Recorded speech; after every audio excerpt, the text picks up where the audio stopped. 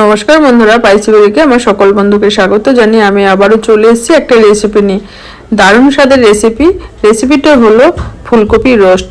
বন্ধুরা, ফুলকপি অনেক রকম করে খেয়েছেন, কিন্তু এই শীতের শেষে এইরকমভাবে রোস্ট করে খেলে ভালোই লাগে। চলুন বন্ধুরা, আজকে তাহলে দেখে নেওয়া যাক ফুলকপি রোস্টটা কীভাবে তৈরি করি, আর কী কী উপকরণ দেবো সেটাও বলে দেবো। লাইক দিয়ে ভিডিওটি দেখবেন।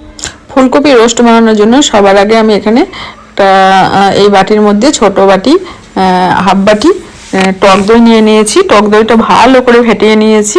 টক দইয়ের মধ্যে একটু লাল লঙ্কার গুঁড়ো দিয়ে দিয়েছি, সামান্য একটু চিনি দিয়ে দিয়েছি, আর জিরে আর ধনে শুকনো খোলায় ভেজে বেটে নিয়েছি শিলে। আপনারা মিক্সারেও করে নিতে পারেন বা গুঁড়ো মশলাও দিতে পারেন।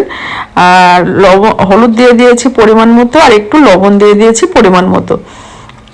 দিয়ে ভালো করে আমি চামচ দিয়ে নাড়িয়ে নিয়েছি। এবার দিলাম হচ্ছে 7-8টা কাজু আর মগজদানা দিয়েছি অল্প একটু, দিয়ে ভালো করে মিক্সারে পিষে নিয়েছি। আপনারা কাজুর মগজদানার বদলে পোস্তও ব্যবহার করতে পারেন। তারপরে বাটির মধ্যে যে জলটা ছিল এটা গুলে দিয়ে দিলাম, মশলা ধোয়া জলটা গুলে। এই দেখুন অনেকটাই জল জল হয়ে গেছে।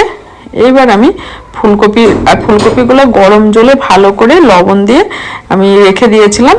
যদি বা কিছু পোকা বা কিছু থাকে বা গ্যাসটাও বার হয়ে যায় ফুলকপি, এতে খেতেও ভালো লাগে, তাই ওটা ভালো করে পরিষ্কার করে আমি নিয়েছি গরম জলে।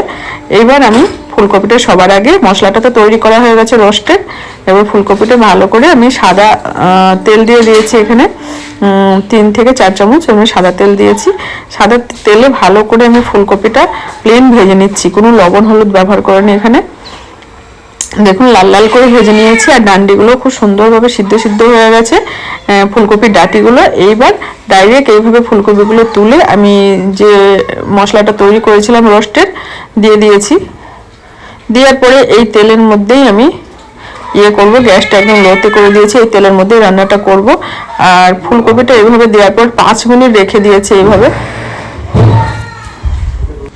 5 মিনিট রেখে দিয়েছি। এদিকে একটা কড়াই বসানোই আছে, কড়াইয়ের মধ্যে আমি একটা শুকনো লঙ্কা দিয়ে দিলাম, একটা তেজপাতা, শাহজিরাটাও দিয়ে দিচ্ছি, এলাচ লবঙ্গ দারচিনিটাও দিয়ে দিয়েছি।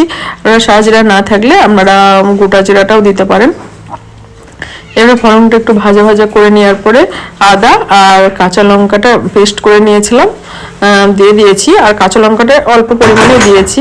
রোস্টে বেশি অল্প লঙ্কা দিলেও চলে, ঝালটা আপনাদের স্বাদ হিসাবে দিতে পারেন। এবার আদা আর কাঁচা লঙ্কাটা ভালো একটু ভাজা ভাজা করে নেওয়ার পরে গ্যাসটা একদম লোতে করে দিয়েছি, যেহেতু টক দই ব্যবহার করছি। গ্যাসটা লোতে করে আমি 3 থেকে 4 মিনিট এইভাবে কষাতে থাকবো। এই দেখুন অনেকটাই কষে এসছে। আমি গ্যাসটা তারপরে আবার মিডিয়াম করে দিয়েছিলাম 3-4 মিনিট হওয়ার পরে। ভালো করে কষিয়ে নিতে হবে, তেল ছেড়ে দিয়েছে, দেখে বুঝতেই পাচ্ছেন ফুলকপিটা ভালোভাবে কষানো হয়ে গেছে। এইবার একটু জল দিয়ে দিলাম, জল দিয়েও আমি 3-4 মিনিট কষাবো এইভাবে। এবার ঢাকনা দিয়ে রেখে দেবো। ঢাকনা দিয়ে রেখে দেওয়ার পরে 5 মিনিট পরে আমি আসছি, এবং 5 মিনিট হয়ে গেছে, অনেকটাই জল বেরিয়ে গেছে। এইভাবে আমি কষাতে থাকবো আর ঢাকনা দেব না। এই দেখুন আমার ফুলকপি রোস্টটা সহজভাবে চট জলদি রান্নাও হয়ে গেছে।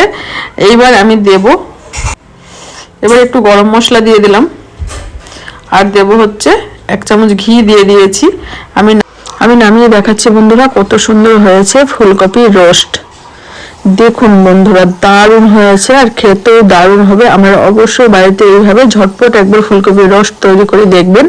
আর যদি আমার ফুলকপি রোস্টের রেসিপি ভালো লেগে থাকে আপনারা লাইক করবেন, শেয়ার করবেন, কমেন্ট করবেন, আর পাশে থেকে যে বেল আইকনটা আছে অবশ্যই ক্লিক করে দেবেন। তাহলে বন্ধুরা আজকের মতো এইটুকু, দেখা হবে আরো নতুন নতুন রেসিপি নিয়ে। আজকের মতো ধন্যবাদ।